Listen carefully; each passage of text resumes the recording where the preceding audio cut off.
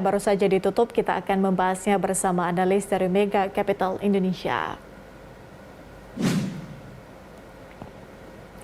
Dan untuk membahas prospeknya, kita telah tergabung bersama Lianto Sudarso, Investment Specialist Mega Capital Indonesia. Selamat sore, Pak Lianto. Selamat sore, Mbak Patricia. Oke, kalau kita lihat pergerakan indeks kita, Pak Lianto, nampaknya lumayan terkoreksi ya Pak sepanjang hari ini. Seperti apa analisis secara teknikal dan juga fundamental kalau Anda melihat kinerja indeks harga saham gabungan pada hari ini? Ya, saya rasa mungkin dari fundamental dulu ya, di mana kalau dari sisi fundamental ini sentimen-sentimen yang terkait untuk perdagangan bursa ini ya memang masih sekitar masih aksi wait and see para investor sambil melihat angka penyebaran COVID ya, terus juga di mana juga menurut saya investor juga udah bisa memulai mengapresiasi ya di mana angka penyebaran COVID ini udah mulai menurun, dan walaupun PPKM ini diperpanjang tapi ada niat baik pemerintah untuk mulai membuka ekonominya supaya kita punya kapasitas ekonomi itu lebih bagus ya, walaupun masih banyak keterbatasan, tapi paling tidak ada progresnya.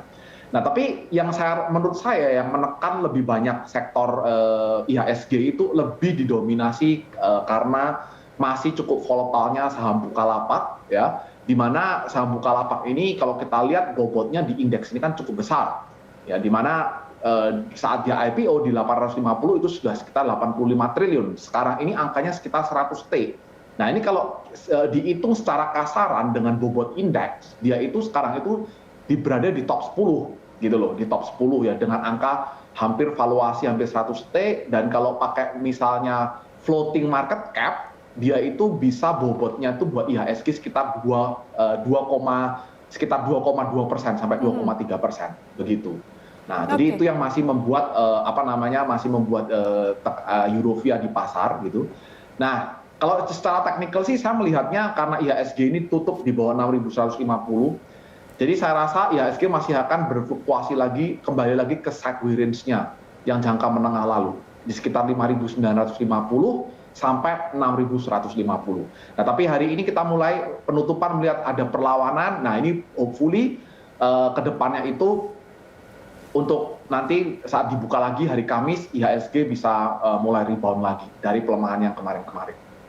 Oke, Pak Lianto menyinggung sedikit tadi yang Anda sebutkan terkait dengan saham Bukalapak. Artinya kalau lihat pergerakan sahamnya yang bisa dikatakan masih fluktuatif seperti itu, dengan masuknya Bukalapak dan juga adanya rencana IPO dari perusahaan startup lainnya, Pak Lianto, apakah bisa dikatakan bahwa bobot atau pengaruh saham-saham teknologi ini bagi indeks harga saham gabungan ini bisa dikatakan akan menjadi mayoritas seperti itu untuk diperdagangkan kalau kita bandingkan dengan saham-saham konsumsi misalnya yang sekarang masih memegang kendali? Yes, ya, I think ini harus menjadi perhitungan juga buat para otoritas di bursa ya, karena sekali lagi biasanya investor Indonesia itu kan kalau melihat sahamnya itu, saya rasa mungkin awal-awal kalau misalnya saham-saham teknologi ini masuk ke Indonesia dengan market cap yang sangat besar, dan itu bisa mempengaruhi psikologi pasar. Nah, itu pastinya nanti ada beberapa waktu saya rasa investor harus mulai adjust lagi. Ya, dulu kalau kita lihat 4 bank besar di bursa itu melemah, biasanya bursa efek Indonesia akan langsung dilanda profit taking. Tapi kalau misalnya sekarang nanti teknologinya ini jadi yang mendominasi market cap di bursa, nah ini takutnya investor malah melihat mereka apakah lagi positif atau tidak begitu. Jadi ini harus dipertimbangkan. Dan ya memang kalau sekarang ini kalau kita tapi di sisi lain kita harus tahu bahwa untuk menarik daya investor daya pikat untuk investor asing, sekarang kita memang harus memasukkan saham segmen teknologi dalam kita begitu. Nah, tapi memang mungkin dari bursa sendiri harus mengatur ya beberapa dari market cap-nya dan lain sebagainya. Saya rasa seperti itu sih. Oke. Kalau kita melihat dari sisi lainnya, Pak Lianto, terkait dengan daya tahan indeks kita kalau kita mengacu pada aksi investor asing dalam 5 tahun terakhir sebetulnya seperti apa, Pak Lianto? Oke, sebenarnya Indonesia itu udah mulai ditinggal investor asing itu sekitar tahun 17 ya. Dimana kalau kita tahu waktu itu China iShares itu udah mulai take over, di mana di MSCI Emerging Market itu dia ambil hampir lebih dari 50%. Nah, Indonesia pun tertekan terus tuh sampai porsinya di MSCI-nya itu sekarang hanya sekitar sampai 1,5. Nah, makanya tadi saya katakan dengan masuknya saham-saham teknologi yang baru ini, oke, dan nanti kedepannya ditambah yang banyak baru lagi, ini akan membuka peluang asing lagi untuk fund flow-nya masuk ke Indonesia. Just for info aja, bahwa year to date secara sekarang ini, kita dibandingkan regional lainnya, walaupun kondisinya masih wait and see tentang COVID seperti ini, kita dibandingkan Philippines, Vietnam, Malaysia, atau bahkan Thailand, kita tuh masih year to date masih inflow positif dari investor asing dibandingkan di regional kita. Nah, itu artinya ada daya tarik tersendiri. Memang Indonesia ini untuk investor asing, ya dari valuasinya, dari kapasitas pasarnya yang lebih besar begitu. Jadi otomatis ya dengan adanya sektor teknologi ini dan juga demografik Indonesia yang besar, ini akan menjadi satu peluang yang sangat menarik kita untuk kembali menarik inflow dana dari asing. Seperti itu menurut saya. Tapi kalau kita melihat dari polanya secara tahunan, bagaimana proyeksi Anda terkait dengan prospek indeks harga saham gabungan di kuartal ketiga, ditambah juga adanya tadi pengaruh COVID-19, kemudian juga dengan aksi-aksi dari The Fed?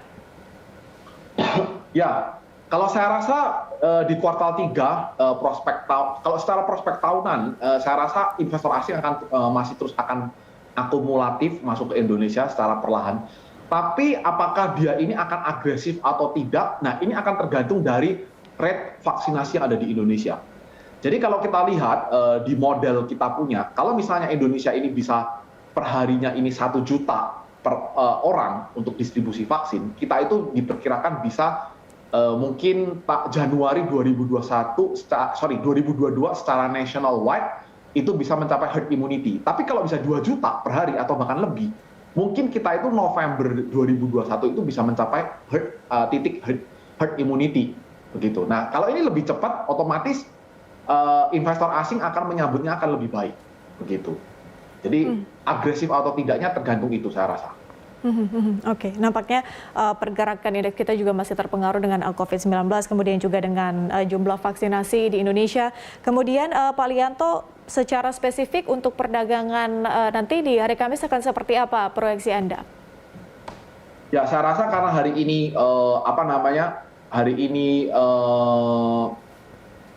hari ini ada penguatan ya, di mana tadi dari level 6042 bisa kembali ke atas level 6050. Nah, saya rasa dia akan rebound, saya rasa ada potensi untuk rebound ya, tapi tes lagi resistennya di level 6150 seperti itu. Nah, kita akan lihat nih apakah nanti Kamis nanti bisa menguat atau tidak di atas 6100 terlebih dahulu atau tidak, seperti itu. Kalau untuk rekomendasi saham Anda, Pak Lianto, mungkin untuk perdagangan nanti dari Kamis, kemudian juga melihat tadi pergerakan dari Bukalapak, ini seperti apa masukan Anda atau rekomendasi Anda?